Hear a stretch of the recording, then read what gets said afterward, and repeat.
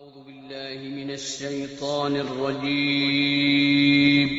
پناہ مانگتا ہوں میں اللہ کی شیطان مردود سے۔ بسم الله الرحمن الرحيم شروع اللہ کا نام لے کر جو بڑا مہربان نہایت رحم والا ہے۔ أعوذ بالله من الشيطان الرجيم بسم الله الرحمن الرحيم ولوطا إذ قال لقومه أتاتون الفاحشة ما سبقكم بها من أحد من العالمين إنكم لتأتون الرجال شهوة من دون النساء بل أنتم قوم مسرفون وما كان جواب قومه إلا أن قالوا أخرجوهم من قريتكم إنهم أناس يتطهرون فأنجيناه وأهله إلا امرأته كانت من الغابرين وأمطرنا عليهم مطرا فانظر كيف كان عاقبة المجرمين ولوطا اور حضرت لوط علیہ السلام کو ہم نے بھیجا اذ قال لقومه جب انہوں نے کہا اپنی قوم سے اتاتون الفاحشۃ کیا تم آتے ہو بے حیائی کے کاموں میں ما سبقکم بها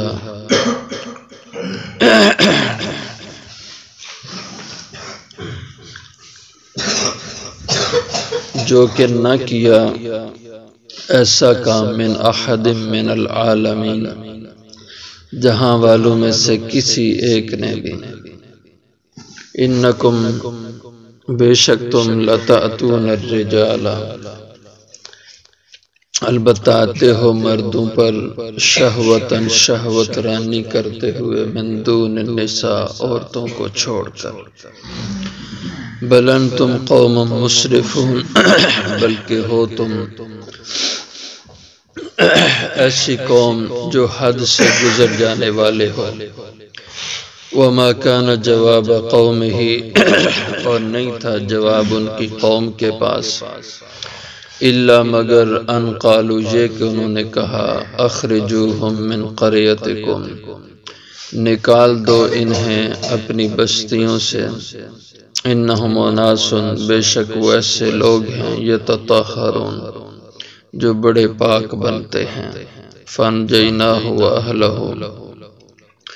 پھر ہم نے ان کو نجات دی بچا لیا واہلہ اور ان کے گھر والوں کو الا امرأتہ مگر ان کی بیوی کانت من الغابرین تھی وہ پیچھے رہ جانے والوں میں سے وَأَمْطَرْنَا عَلَيْهِمْ مَطَرًا اور ہم نے برسائی ان پر ایک خاص بارش فانظر پھر دیکھ تو کیف کان عاقبۃ المجرمین کیسا ہوا انجام مجرموں کا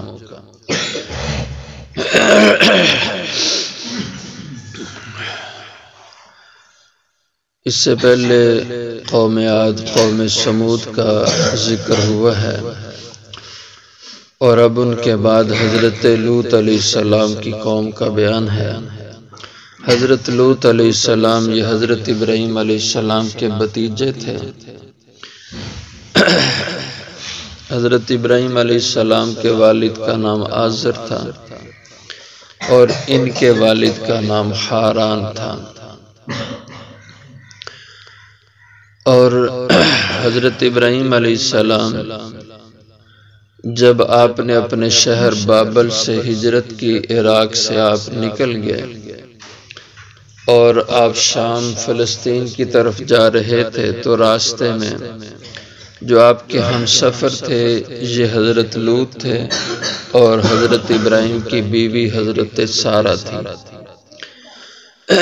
حضرت لوط علیہ السلام کو راستے میں اللہ نے نبوت سے سرفراز فرمایا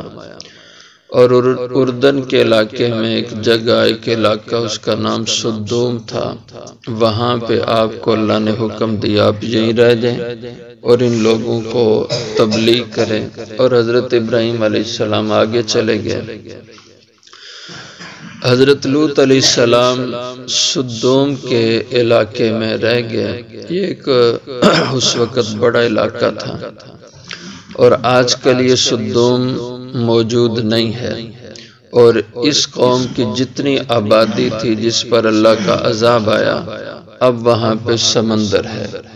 اور بحر میت اس کو کہتے ہیں، اور انگلش میں اس کو ڈیڈ سی کہا جاتا ہے، یعنی جہاں پہ کوئی زندگی کا نشان آج تک باقی نہیں ہے۔ پانی میں ہر قسم کے کیڑے مکوڑے جانور ہوتے ہیں، لیکن اس قوم کی جو آبادی تھی، اس ایریے میں جتنا پانی سمندر کا ہے اس میں زندگی نہیں ہے، کوئی چیز وہاں زندہ نہیں رہ سکتی۔ تو فرمایا ولوطن، اور ہم نے بھیجا حضرت لوط علیہ السلام کو، اذ قال لقوم، جب انہوں نے اپنی قوم سے آ کے کہا، تو ان کی قوم میں جہاں شرک اور کفر کی بیماری تھی، وہاں ان میں اخلاقی بیماری بھی تھی کہ وہ لوگ ہم جنس پرست تھے۔ آج کی جدید اصطلاح میں ہم جنس پرستی ان کے اندر تھی، اور یہ دنیا میں سب سے پہلی قوم ہے، یہ علاقہ ہے جہاں پہ یہ انتہائی کبھی قسم کا فعل، یہ جرم پیدا ہوا تھا۔ اس سے پہلے دنیا میں اس کا کوئی تصور اور وجود نہیں تھا، اور یہ بھی ابلیس اور شیطان نے آ کر کے ان کو یہ حرکات سکھائی تھی۔ تو حضرت لوط علیہ السلام اس گھناونے اور گندے اور غلیظ قسم کے جرم سے ان کو بچانے کے لیے کوشش کرتے رہے۔ اذ قال لقوم، جب انہوں نے کہا اپنی قوم سے، اتأتون الفاحشہ، کیا تم بے حیائی کے کاموں میں مبتلا ہوتے ہو، اور ایسی بے حیائی کا کام کہ ما سبقکم بہا من احد من العالمین، نہیں ایسا کام کیا، ایسی حرکت کی اس سے پہلے کسی ایک نے بھی جہاں والے لوگوں میں سے، اور وہ تمہاری بے حیائی یہ ہے، انکم لتاتون الرجال شہوتا،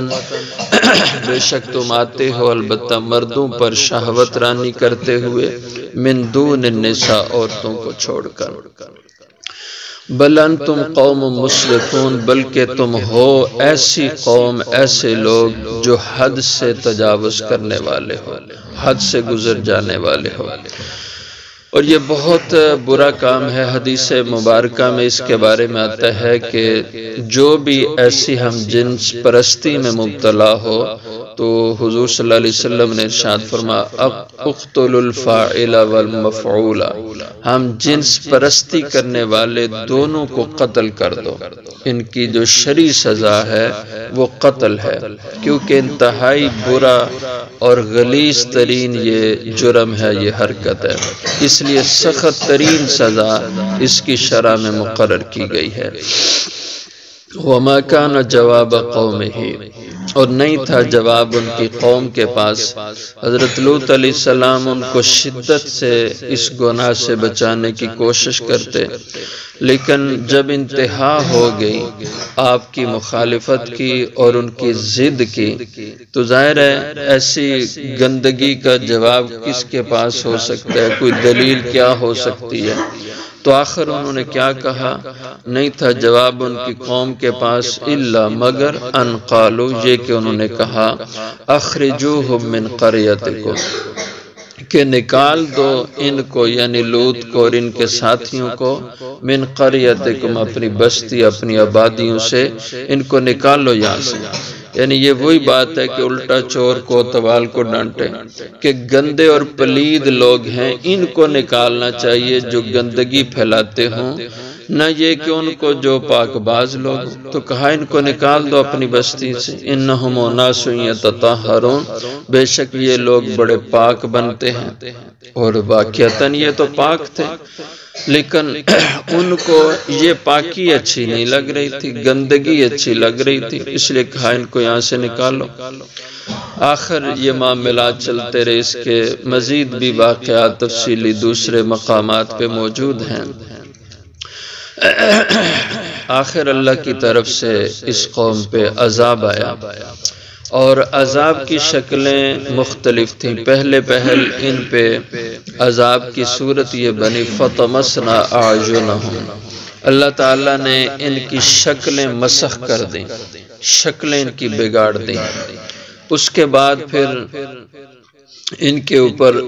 عذاب کی صورت یہ آئی کہ اللہ تعالیٰ نے ان کے اوپر بارش پتھروں کی برسائی، پتھر ان کے اوپر برسائے، اور بعض کہتے ہیں کہ پتھروں کی بجائے آگ کے گولے اللہ نے ان کے اوپر برسائے۔ اور اس کے بعد پھر تیسری صورت عذاب کی یہ تھی کہ ان کے اوپر ایک چیخ اللہ نے مسلط کی، ایک چیخ ان کے اوپر ڈالی گئی۔ اور چوتھی اور آخری شکل جو عذاب کی تھی، جس نے ان کو ملیہ میٹ کر دیا، کہ ان کی بستیوں کو جبریل علیہ السلام نے زمین کی جڑ سے اکھاڑا، پوری زمین کو اٹھا لیا وہاں سے، اور اٹھا کر کے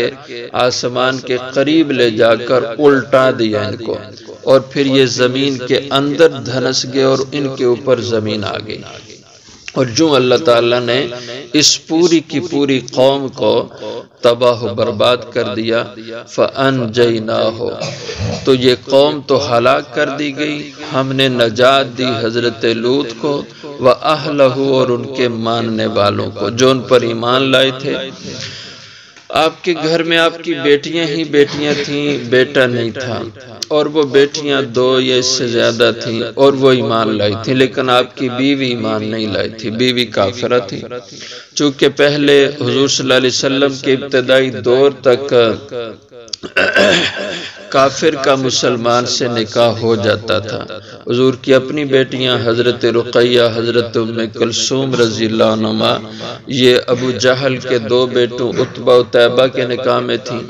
شروع میں وہ کافر تھے، لیکن ان کے نکاح میں تھیں۔ حضور کی بڑی بیٹی حضرت زینب رضی اللہ عنہا، یہ ابو العاص بن ربیع کے نکاح میں تھی، وہ بھی کافر تھے، اور یہ بعد میں پھر ابو العاص مسلمان ہوئے تھے، لیکن ابو جہل کے تو دونوں بیٹے مسلمان ہوئے، اور ان ظالموں نے ان کو طلاق دی تھی اسی بنیاد پہ۔ تو اس کے بعد اللہ نے منع کر دیا، وَلَا تَنْكِحُوا الْمُشْرِكِينَ حَتَّى يُؤْمِنُوا، کہ پھر اللہ نے روک دیا کہ اب کافر اور مسلمان کا نکاح نہیں ہو سکتا،